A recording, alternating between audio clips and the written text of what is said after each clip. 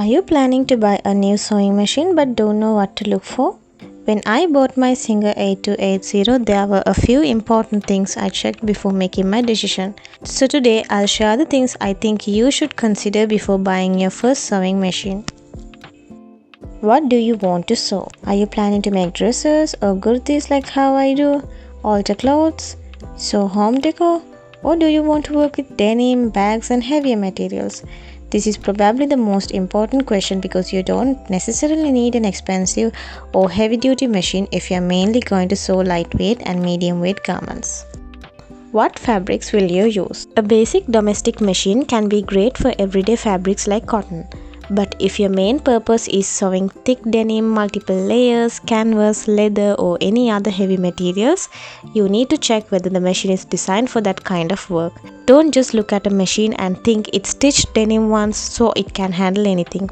The thickness of the fabric, the number of layers and how frequently you are going to sew it all matter. Check the stitches.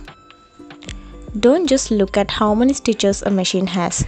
Think about which stitches you actually need. For a basic garment sewing, a good straight stitch is essential.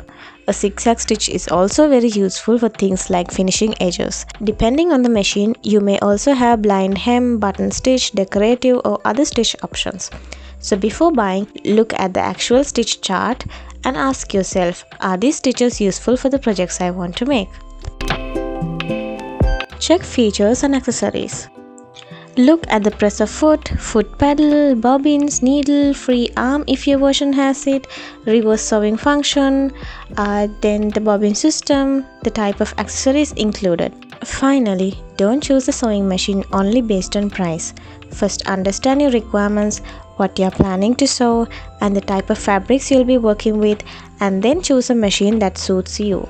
I'm currently using the Singer 8280 and so far it's been good for me. But of course every machine has its own pros and cons. I'll be sharing another video very soon about my experience with the Singer 8280, so stay tuned for that.